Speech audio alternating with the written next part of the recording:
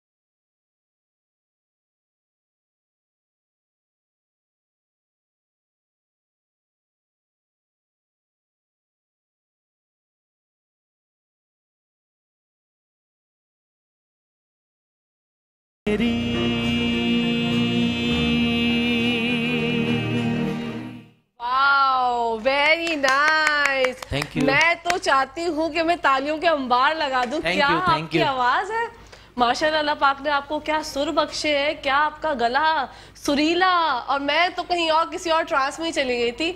बहुत जबरदस्त, thank you बहुत नाइस। और इमरान भाई आप बताइए, कहाँ से हमारे जो इतने जबरदस्त सिंगर को हैं आप ढूंढ के जो है मोती लेके आए हमारे लिए? अदनान ज़फ़ीर माशाल्लाह बहुत ज़बरदस्त सिंगर है और ये इंटरनेशनली बड़ा परफॉर्म करते हैं, बाहर होते हैं, आजकल पाकिस्तान में आए हुए माशाल्लाह। और इनके जो गाए हुए OSTs हैं वो बड़े मशहूर हैं। आपने सुना होगा नादानिया एक ड्रामा है हमारा, उसका टाइटल सॉन्ग भी इन्होंने गाया है। Sitcom Nadaniyan sitcom, okay, Khamoshiyan Betabiyan, very nice, वो भी इन्होंने गाया है। उसके अलावा मेरे तकरीबन 50 से ज्यादा बैकग्राउंड इन्होंने टाइटल सॉन्ग की है। बहुत जबरदस्त। और हमारे शो में आप इनको लेके आए हमारे लिए, ताकि हमारा मूड जो है और हमारे नाजरीन जो है वो सुन के यही सोच रहे होंगे कि इन्होंने ना प्ले किया है। भाई ये लाइव था, लाइव इन्होंने लाइव गाया है। और मैं खुद हैरान थी कि मतलब अदनान भाई माशाल्लाह माशाल्लाह, अल्लाह पाक नजरे बस से बचाए, बहुत उम्दा। और मैं आपको बताना चलूं कि लाइव गाना सबसे ज्यादा मुश्किल काम है। बिल्कुल, और वो भी सुबह में जी। ये टाइम ऐसा होता है कि आपका जो वॉइस होता है वो ज्यादातर बेस में होता है। बिल्कुल। तो इमरान भाई क्योंकि मेरे उस्ताद भी हैं माशाल्लाह, और बस इनका हुक्म था कि आज आना है यहाँ पर। हाँ। तो मैंने कहा काफी टाइम के बाद, तकरीबन हमने लास्ट जो शो किया था यहाँ पे, कई साल हो गए इस बात को, 6-7 साल हो गए। 6-7 साल के बाद हम कर रहे हैं। अदनान के साथ हमने यहाँ किया था। Very good. मैं तो बहुत खुश हूँ आप लोगों से मिलकर, अदनान भाई आपसे भी, इमरान भाई आपसे भी। आपने तो मेरी सुबह को जो है ना वो 4 चांद लगा दिया और ऐसा बूस्ट किया मेरी एनर्जी, जो क्या इससे पहले सेगमेंट में ही होती वो यूँ हो गया। हाँ चलो भाई, अब म्यूजिक एक एनर्जी देता है ना, बिल्कुल। तो वो आपको जब फील करते हैं उसको, तो वो आपको अगर थकन भी होती है तो आप फ्रेश हो जाते हैं, फ्रेश हो जाते हैं। और आप ये म्यूजिक करके आप थकते भी नहीं है, जितना करते हैं उतना आप एंजॉय करते हैं जो काम, तो उसमें मजा करते हैं। बुलंद भाई का भी बस रात को फोन आया तो अचानक हमने डिसाइड किया और फिर आ गए। और आज शायद कुछ मैंने ड्राइव बहुत फास्ट कर ली, शायद कुछ ड्राइव भी हिल रही है, कीबोर्ड भी थोड़ा प्रॉब्लम कर रहा है। ओके, सो के कोई मसला नहीं है, हम तो है बस आपसे बातें करेंगे और इनके गाने सुनेंगे। हमारी एनर्जी तो हो गई है बूस्ट अप, मुझे यकीन है नाज़रीन आपकी भी हो गई होगी। इमरान भाई आपसे म्यूजिक इंडस्ट्री के बारे में जानना चाहूंगी कि आजकल जो है हमारे OSTs का बहुत ज्यादा फैशन है, तो उसमें क्या समझते हैं कि इससे हमारी जो म्यूजिक है उसको और प्रमोट मिलेगा?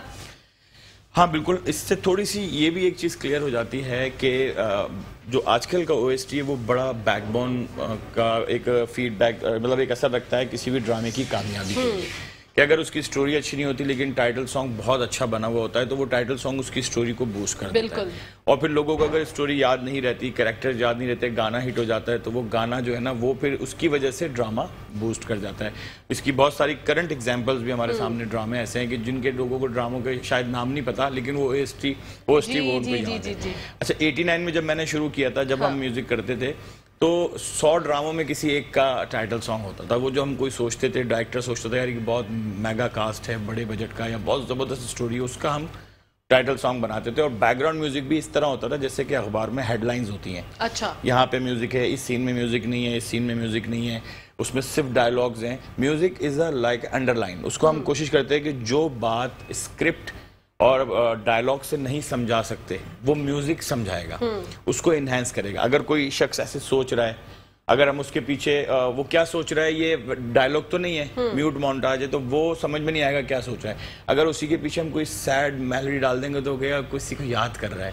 कोई पियानो रोमांटिक डाल देंगे तो सोचेगा कोई रोमानवी को, इसको रोमांस याद आ रहा है। या कोई बहुत ज्यादा हम नेगेटिव डाल देंगे, उसमें हॉरर पैट्स डाल देंगे तो लगेगा कोई साजिश कर रहा है।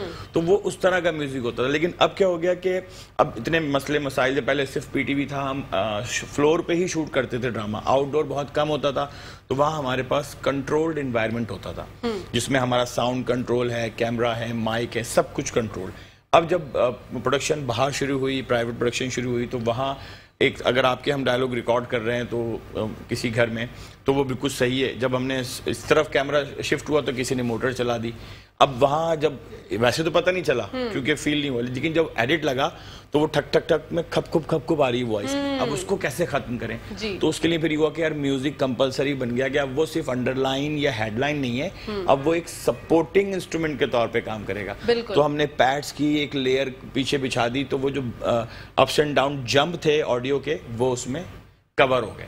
वाओ। तो अब म्यूजिक साथ साथ उसके जो फीलिंग्स थी उसको एनहेंसमेंट के साथ साथ उसकी जो फॉल्ट या प्रॉब्लम्स थी या एरर्स थे उसको फिल करने का भी सबब बन गया। क्योंकि बाज दफा ऐसा देखा गया है कि सीन जो है वो बहुत नॉर्मल होता है, लेकिन जो बैकग्राउंड म्यूजिक है वो उसके अंदर ऐसी जान डालता है कि व्यूअर्स के जो है ना वो रोंगटे खड़े हो जाते हैं। आप वो अच्छा आर्टिस्ट अच्छा परफॉर्म कर रहा हो, राइटर ने अच्छा लिखा हुआ हो, डायरेक्टर ने, कैमरामैन ने अच्छा शूट किया हुआ, एडिटर ने अच्छा एडिट किया हुआ, तो वो सारी चीजें उस व्यूअर को पीक पे लाके छोड़ देती हैं कि अब उसके जो आई ड्रॉप है वो निकलने वाले होते हैं, लेकिन वो जब तक नहीं निकलते जब तक वहाँ एक उसकी रिलेशन का म्यूजिक ना बजे।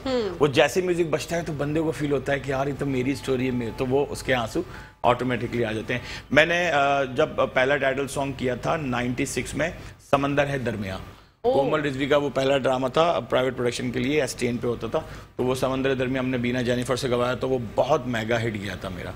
तो उससे पहले हम PTV पे कर चुके थे तन्हाइयाँ, कोमल रिजवी का जो पहले था, फैसल वो जो फजीला काजी के हस्बैंड है कैसन निजामानी भाई के साथ, वो वाला उसका म्यूजिक किया था। फिर मैंने शफकत अमानत अली को भी 2001 में पहला OST करवाया था, और उस ड्रामे में अली जफर जो है वो हीरो थे।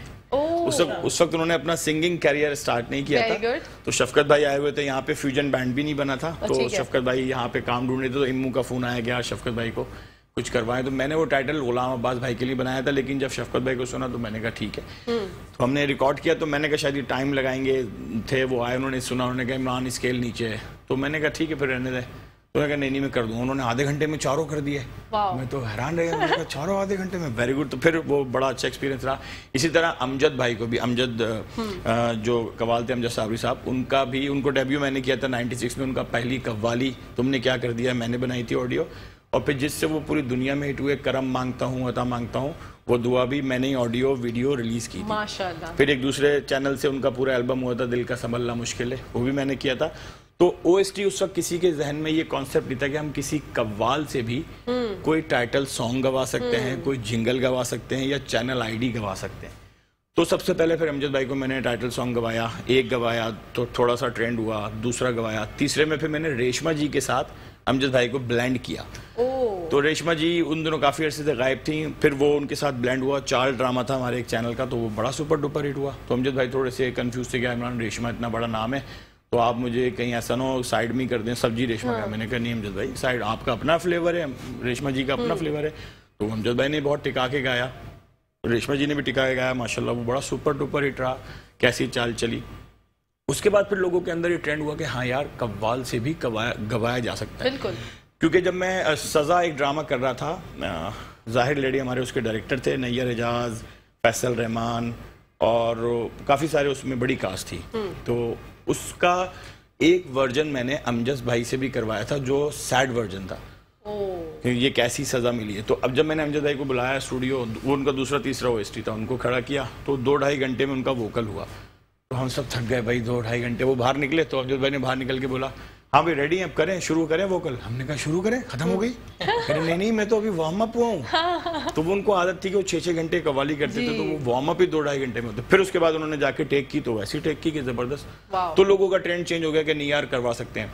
फिर उसके बाद आप देखें कि अमजद भाई को सबसे पहली किसी चैनल की ID भी मैंने ही गवाई थी, एक चैनल के लिए, रहमत रमजान। उसके बाद फिर हर बड़े चैनल ले उनको बुला के उनसे IDs करवाए, मतलब फिर ट्रेंड चेंज हो गया। तो इन्होंने कहा यार कोई टाइटल सॉन्ग करना है अमजद साबरी, जिंगल करना है अमजद साबरी, OST करना है अमजद साबरी। तो वो फिर अमजद भाई का माशाल्लाह बड़ा जबरदस्त ट्रेंड चल गया था। तो शफकत भाई ने फिर वो फ्यूजन बैंड बना लिया, तो वो फिर OST से हट गए, तो वो अपने बैंड की तरफ चले गए। तो वो फिर आपके हाथ में होता है कि आप किसी शख्स को देखते हैं कि यार इसका एक्चुअल ग्राउंड कौन सा है। अगर हम शाहिद अफरीदी को टेनिस के कोर्ट में खड़ा कर देंगे तो वो तो बॉल बाहर फेंक के फाउल करते रहेगा, और टेनिस वाले को ग्राउंड में खड़ा कर देंगे। तो हर शख्स का अपना एक ग्राउंड होता है, उसकी अपनी लिमिट्स होती है, और उसकी बेस्ट आउटपुट होती है। अगर उसी को यूज किया जाए तो वो फिर हमें मैक्सिमम आउटपुट देता है। तो क्या समझते हैं, जैसे सिंगिंग है, एक्टिंग लोग कहते हैं कि भाई सीखने से जो है वो पॉलिश हो जाती है, और अगर आप ना भी सीखें तो वो गॉड गिफ्टेड होती है ना, वो आपके अंदर होती है। सीख लेंगे तो अच्छी बात है, नहीं भी सीखें तो हमारे बहुत से एक्टर ऐसे हैं जो विदाउट एनी कहीं से सीखे सिखाए एक्टर बने हुए माशाल्लाह, और बड़ा जबरदस्त काम कर रहे हैं। लेकिन सिंगिंग के बारे में आप क्या समझते हैं कि सिंगिंग जो है वो सीखने से और पॉलिश होती है या इनबॉर्न टैलेंट होता है? देखिए इनबॉर्न टैलेंट हर फील्ड में हर चीज़ में होता है। जब आप पैदा होते हैं तो जो आपका इन्वायरमेंट होता है, एटमॉस्फेयर होता है, आप जो उस वक्त मतलब उस वक्त आपको शऊर नहीं होता, लेकिन आप सुन रहे होते हैं और सीख रहे होते हैं। तो वो आपके अंदर कोई भी चीज़ जब इनबॉर्न होती है या फिर पेरेंट्स की तरफ से आपको ट्रांसफर होती है, पेरेंट्स की तरफ से वही ट्रांसफर होती नहीं, जब आप जो वालिदैन कर रहे होते हैं, जब आप बचपन में वही देख रहे होते हैं तो वही ट्रांसफर हो जाती है। लेकिन सीखना हर चीज़ के लिए बहुत ज़रूरी है। एक्टिंग अगर ले लें, अगर सिर्फ आपको एक्टिंग आती है, उसकी टर्मिनोलॉजी नहीं आती है, आप खड़े में अगर डायरेक्टर ने आपसे कहा ठीक है जी ओटी शूट करो, तो ओटी में भी आप अपने एक्सप्रेशन दे रहे हैं तो कैमरा तो पीछे है, ओवर द शोल्डर शूट कर रहा है आपको, तो आपके एक्सप्रेशन किसी काम के नहीं है। अगर बोला मैं बीसीयू शूट कर रहा हूँ, बिग क्लोजअप कर रहा हूँ, तो आप एक्सप्रेशन नहीं दे रहे, आप बॉडी मूवमेंट कर रहे हैं, तो वो ये चीजें तो सीखनी जरूरी है ना। उससे फिर क्या होता है, जब आप ये चीजें सीख लेते हैं कि जी मेरा मूवमेंट क्या होगा, कंटिन्यूटी जंप क्या है, मैंने पहली टेक में हाथ यहाँ रखा था तो मैं मास्टर में भी यहीं रखूँ, ये सारी चीजें जब आप सीख लेते हैं तो फिर डायरेक्टर और जो वहाँ पे कैमरामैन होते हैं उनको कोई प्रॉब्लम नहीं होती और आपकी परफॉर्मेंस डबल हो जाती है। इसी तरह सिंगिंग में एक गॉड गिफ्टेड होती है, आप गाते हैं, आपने सुना और गा लिया। हमारे बहुत सारे सुपरस्टार सिंगर ऐसे हैं, उस दौर में उनको वो मौके नहीं मिले कि वो सीख सकें, लेकिन उनका सबसे बड़ा उस्ताद टेप रिकॉर्ड था। उन्होंने टेप रिकॉर्ड से सुने, गाया, सुने, और वो इतने लगन, इतने शौक, इतनी जुस्तजू से सुनते थे कि वो बड़ा पक्का हो जाता था। लेकिन अगर आप सीख लेते हैं तो फिर आप समझ के गाते हैं। फिर आपको पता है कि अगर ऑडियंस, मैं कॉन्सर्ट में गा रहा हूँ, ऑडियंस दूर बैठी है, तो मुझे स्केल हाई रखना है ताकि मैं हाई नोट्स पे जाके बात भी करूँ, बोलूँ भी और ऑडियंस को कैप्चर करूँ। और अगर आप गैदरिंग कर रहे हैं, कोई रूम गैदरिंग, ऑडियंस करीब बैठी है, 50 लोग हैं, ज्यादा लाउड फिर आप हाई स्केल पे चीखेंगे तो बुरा लगेगा। फिर आप लो स्केल पे बात करते हैं, बेस में गाते हैं, स्केल्स नीचे गिरा लेते हैं और सॉन्ग सिलेक्शन चेंज कर लेते हैं। अगर म्यूजिशियंस नए हैं, अगर उनको आपका स्केल नहीं पता, कि आपको तो सीखे हुए तो आप बताएंगे जी, अगर उर्दू वाले हैं तो पहला काला, दूसरा काला, फिर ई मेजर, एफ कॉर्ड बताएंगे उसको, रिदम बताएंगे, या टेम्पो थोड़ा स्लो रखना, डाउन रखना। और आप गॉड गिफ्टेड हैं तो फिर उसने आपको ऊंचा स्केल दे दिया, आपको पता नहीं, तो फिर आप ऊंचे पे गा रहे हैं, उसमें फिर आपकी परफॉर्मेंस मुतासिर होती है, आपका स्केल आगे जाके सेकंड स्टैंजा, कोरस लाइन में डिस्टॉर्ट हो गया, फट गया, तो वो फिर प्रॉब्लम जो आती है वो सीखने के बाद वो एरर दूर हो जाते हैं। फिर आप कमांड के साथ गाते हैं, समझ के गाते हैं, और जो आपके अवेलेबल फैसिलिटीज होती हैं, अबाउट साउंड में इको नहीं है, साउंड फ्लैट आ रहा है, स्पीकर दूर रखे हुए हैं, म्यूजिशियंस को इतना कॉम्बिनेशन नहीं आ रहा, उन सबको उस कंट्रोल करके फिर आप अपना आउटपुट देते हैं। तो वो सारी चीजें सीखने से आपको आ जाती है। मतलब सीखना जो है वो हर चीज में जरूरी है, और सीखने का अमल जिंदगी भर तक रहना चाहिए। जब तक आप सीखते रहेंगे इसका मतलब है आप लाइव हैं। हाँ। जिस दिन आपने बोला मैं सीख गया, तो फिर मैं के ऊपर छुरी, वो मैं के ऊपर तो छुरी है, क्योंकि मैं जब आपने आ गई है तो वो तो वैसे ही किसी को भी नहीं पसंद, और अल्लाह पाक को भी गुरूर तकब्बुर नहीं पसंद, तो इस तरह इज्तनाब किया करें। इमरान भाई, ये एक बहुत अहम बात है कि आपने जैसे बताया कि हमारे अदनान भाई हैं, जबरदस्त सिंगर हैं, ये वो आपने आपको ये स्टार्टिंग इन्होंने करवाया, आपके उस्तादों में से। तो किस तरह से जो है वो आपने इनको ढूंढा? अच्छा, इनके जो फादर थे वो बहुत अच्छे सिंगर थे, सफीर अहमद साहब, उन्होंने फिल्म के लिए भी गाने गाए, और उनकी एक मेलोडी अभी ब्रेक के बाद हम वो ट्रैक सुनाएंगे, वो जब उन्होंने गाई थी तो हमारे पड़ोसी मुल्क ने उसको चोरी करके अपनी फिल्म में भी लिया, 2-3 उसकी कॉपीज बनी, जब आप सुनेंगे तो आपके जहन में आ जाएगा। तो ये उस वक्त बिल्कुल मतलब 99 की बात है ना, लड़के से थे ये, उनको शौक था गाने का, इनके अब्बू ने इनको सुना तो वो बड़ा अच्छा लगा, यार ये तो बहुत अच्छा लगा। उन्होंने मुझे फ़ोन किया कि इमरान, मेरे बेटे का अदनान का ट्रैक करना है, एक पहला ट्रैक बनाना है इनका। तो वो फिर मैं एक स्कूल में वहाँ पढ़ाता था, तो वहाँ पे आ गए उसी वक्त। उनको मतलब इतनी बेचैनी थी, मुझे सुबह फ़ोन किया, मैंने कहा मैं छुट्टी मतलब ऑफ करके जब पहुँचूंगा घर, नहीं वो ब्रेक में आ गए मेरे पास, बाहर खड़े हुए, मैं मिला, मैंने कहा सफ़ीर भाई थोड़ा सा वो करें, हो जाएगा। फिर वो वहीं खड़े रहे, मैंने ऑफ लिया, फिर गया, फिर इनके पहला गाना था नहीं, बच्चों तो मुस्तकबिल हो कल के पाकिस्तान का, तो वो पहला गाना इनका हमने बनी भाई के स्टूडियो में रिकॉर्ड। बिल्कुल, आगे कंटिन्यू करते हैं। नाज़रीन, आप कहीं जाएगा नहीं, ब्रेक का टाइम आ गया, तो देखते रहिए मुस्कुराती सुबह। जी नाज़रीन, welcome back to the show. आप लोग देख रहे हैं आपका फेवरेट मॉर्निंग शो, जिसका नाम है मुस्कुराती सुबह, और आज हमारी सुबह तो बहुत हसीन हो रही है। मुझे उम्मीद है आपकी सुबह भी बहुत हसीन हो रही होगी, क्योंकि ज़बरदस्त किस्म के जो है वो साउंड ट्रैक्स प्ले किए जा रहे हैं हमारे शो में। मैं अदनान भाई से दोबारा से गुजारिश करूंगी कि ज़बरदस्त सा एक और हो जाए सॉन्ग। अच्छा, ये सॉन्ग जो है ये मैं आपको सुना रहा हूँ, ये मेरे फादर ने गाया था 1993 में, तो अभी हमने इसको दोबारा से रिलीज किया है, और इसका म्यूजिक इमरान भाई ने किया है, और इसका वीडियो भी, तो आप इसको सुन सकते हैं यूट्यूब पे। जी जी, और मेरे साथ ये गाया है दुआ कमल ने, मगर अभी मैं सोलो गा रहा हूँ।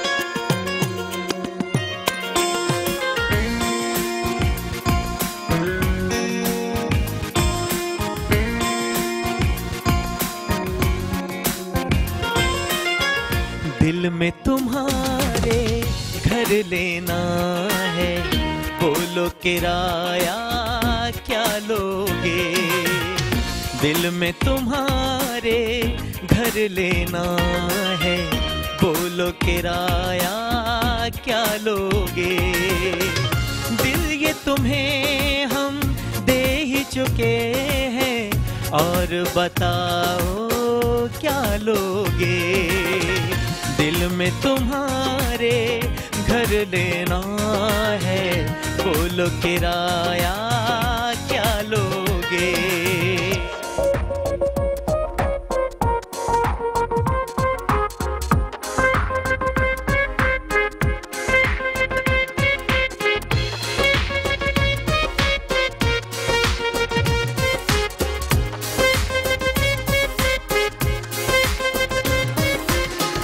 मैं जन्मों का प्यासा राही, नैनों के सागर मांगूं, मैं जन्मों का प्यासा राही, नैनों के सागर मांगूं,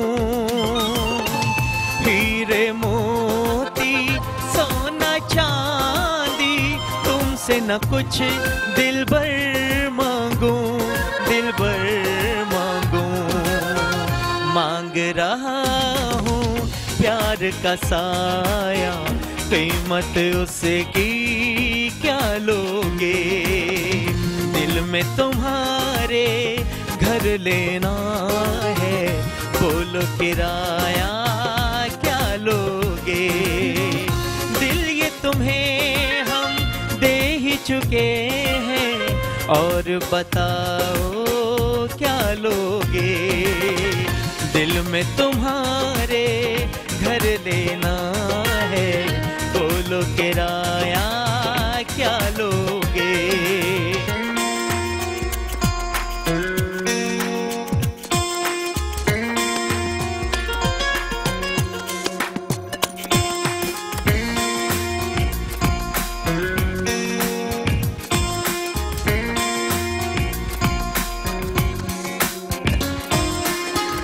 मेरी पहली चाहत का तुम ताजमहल ले जाने जिगर, मेरी पहली चाहत का तुम ताजमहल ले जाने जिगर, तू ही मेरी इन आँखों का आखिरी है मंजूर नजर, मंजूर नजर, वादा करो ये प्यार में सुख भी सहना पड़ा तो सह लेंगे, दिल में तुम्हारे घर लेना है, बोलो किराया क्या लोगे, दिल ये तुम्हें हम दे ही चुके हैं, और बताओ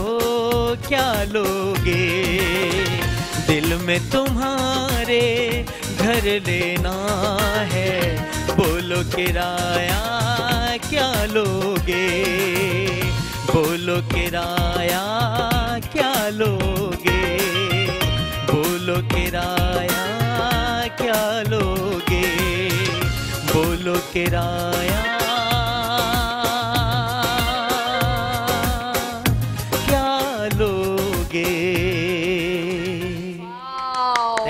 थैंक यू। Very nice. आप ऐसे प्यार से गाएंगे तो कोई किराया क्यों लेगा, लोग फ्री में बोलेंगे कि आप आ जाए भाई हमारे घर में रह ले, दिल में रह ले। इतनी जबरदस्त आपकी आवाज है, माशाल्लाह माशाल्लाह, अल्लाह पाक ने आपको बख्शी। असल में गाना जो होता है ना वो टोटल फीलिंग्स का काम है। एग्जैक्टली। हमारी अमूमन ऐसा है कि यहाँ पर गाना बस गाते हैं लोग।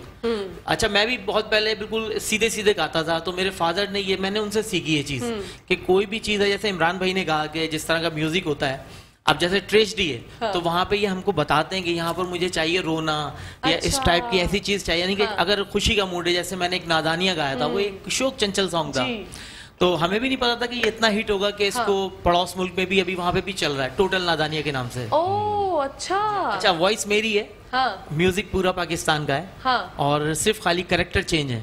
अच्छा, ये क्यों, ऐसा क्यों होता है इमरान भाई? वो हाथ कुछ भी चुरा लेते हैं और हम लोग कोई एक्शन नहीं ले पाते, ये क्या है? मतलब बचपन से मैं देखती आ रही हूँ, उमर शरीफ साहब का भी एक बड़ा पुराना गाना था जो कि उन्होंने अभी रिसेंटली एक फिल्म में गाया, तो मैं हैरान, मतलब कि हमारे यहाँ कोई पूछने वाला नहीं है कॉपीराइट्स वगैरह? अच्छा क्या है, सब कुछ है, पहले भी था लेकिन उस वक्त इतनी अवेयरनेस नहीं थी, अब तो है अवेयरनेस। लेकिन अभी हम ये सोचते हैं कि ये एक थोड़ा सा वो होता है कि जी हमारी चीज़ अगर किसी ने कॉपी की तो वो तो हम उसको ओपन हार्ट से खुशी खुशी लेते हैं कि चलो जी हमारी चीज़ कॉपी की, खुद क्रिएट नहीं कर सके।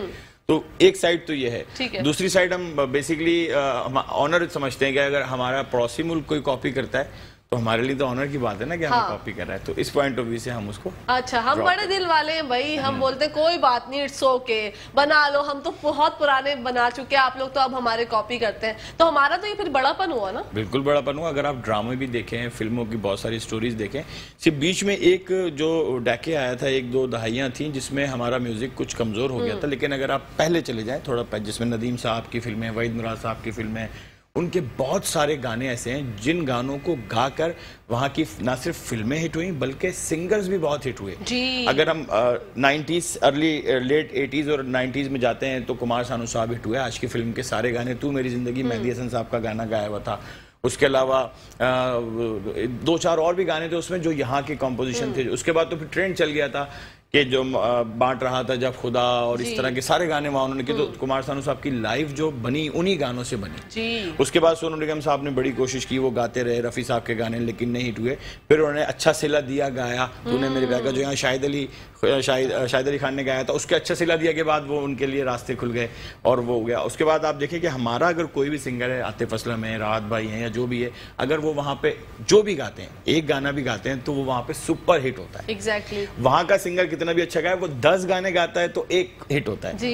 ये जो एक गाते हैं तो वो अल्हम्दुलिल्लाह वो एक गाना ही सुपर डुपर हिट होता है। सिर्फ लेकिन भाई कि उनको ट्रैक का थोड़ा सा इल्म है कि किसकी आवाज क्या है। अगर हम राहत भाई को देखें तो राहत भाई ने जब शुरू किया गाना तो वो बेसिक शुरू में उन्होंने भंगड़े गाए, कुछ इस तरह के गाए, वो यहाँ पे नहीं, वो अबरार टाइप के फॉलो करके जीटी रोड, ब्रेका, बिल्लो, वो नहीं इतना फॉलो किया।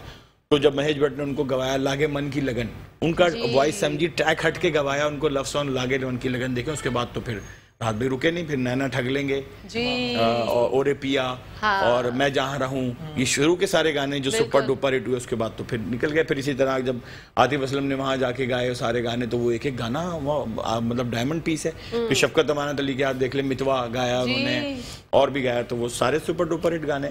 तो फील का जो ताल्लुक है ना, देखिए म्यूजिक में जिस तरह हम कहते हैं कि जी ये पानी पहाड़ों से आ रहा है, इसमें मिनरल्स हैं, ये अटैच हुआ हुआ है, या अगर हम कोई बड़ी भी हमारी होगी ये दादी अम्मा की जान नमाज है, ये टच हुई हुई है, या हम लेके जाते हैं कुछ टच करते, तो हम ये फीलिंग ट्रांसफर होती है जिस तरह।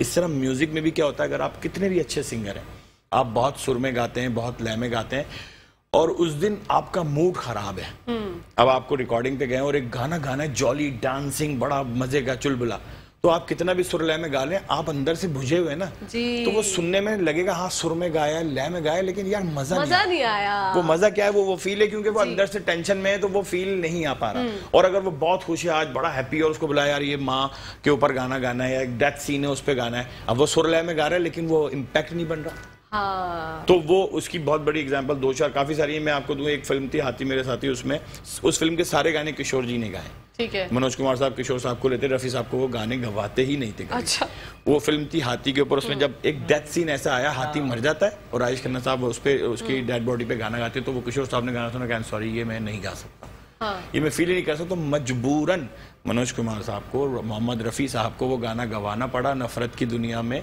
छोड़कर तू जाता जा देख रहा संसार। वो गाना आज भी आप सुन लें तो आपको रोना आ जाएगा, क्योंकि रफ़ी साहब ने फिर उसको उस फील से करके गाया। तो वो म्यूजिक की जो फील है, म्यूजिक की लैंग्वेज जो है, वो हमेशा ट्रांसफर होती है जो आप कर रहे हैं। आप जितनी एनर्जी से गा रहे होंगे, अच्छा उसमें सुर और लय फिर बाद में चले जाते हैं, सेकंड उस पे, फर्स्ट पे आपका क्या आ जाता है, आपका जज्बा, आपका जोश।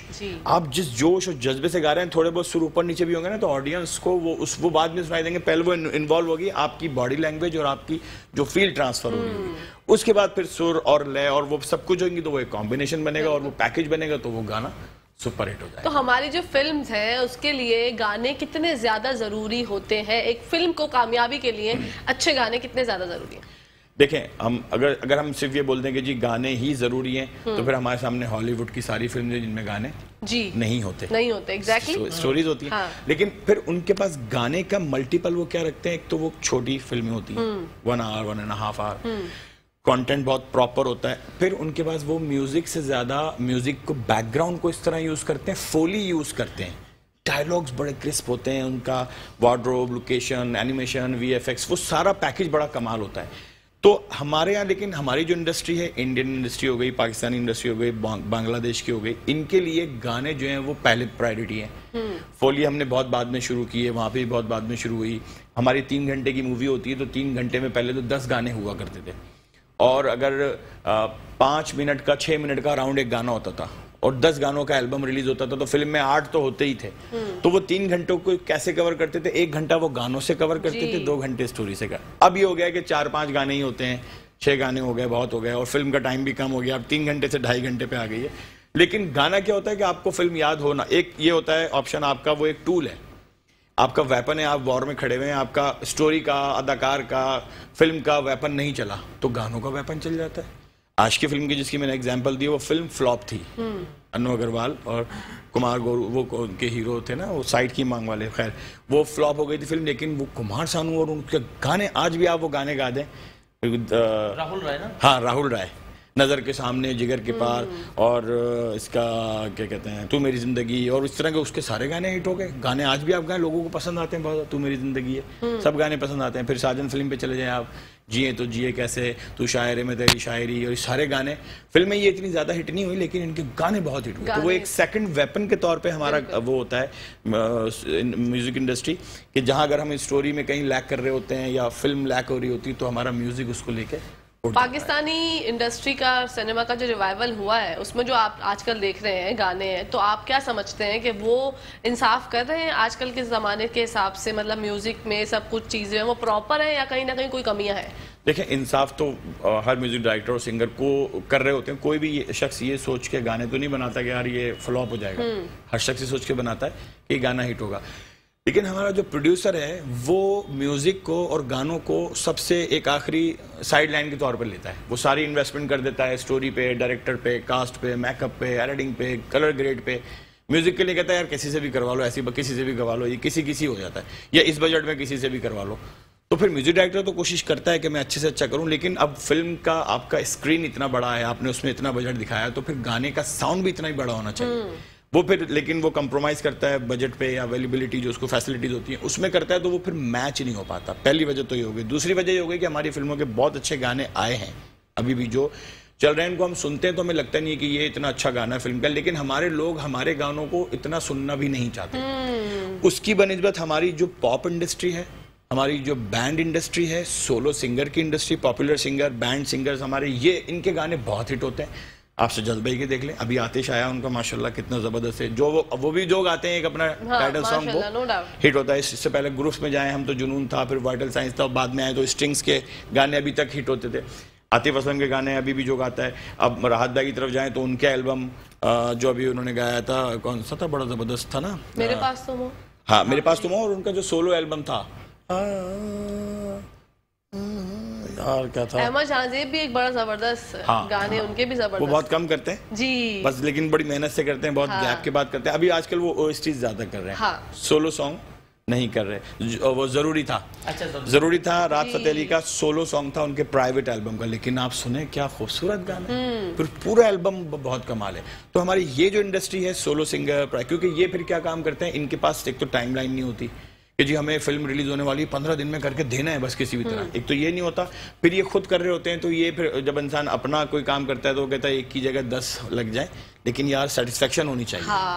म्यूजिक प्रोड्यूसर की भी, सिंगर की भी, साउंड इंजीनियर की, साउंड डिजाइनर की, उन सब की एक सेटिस्फेक्शन होती है, तो वो बैंड का साउंड भी निकल कर आता है, प्राइवेट साउंड निकल आता है। हमारा जो दूसरे स्टूडियोज के नाम से बहुत सारे ब्रांड्स अपने अपने गाने बना रहे हैं, देखिए उनके सब गाने हिट हैं। उसमें इवन करंट हम ले लें, एक अननोन लड़की ईवा भी आके गाती है और वो हिट हो जाती है सिर्फ इस वजह से कि अच्छा गाना, अच्छा साउंड मिला, वो हिट हो गई, फिर पूरी दुनिया उसको कॉल करी। उससे पहले उसको कोई नहीं जानता था।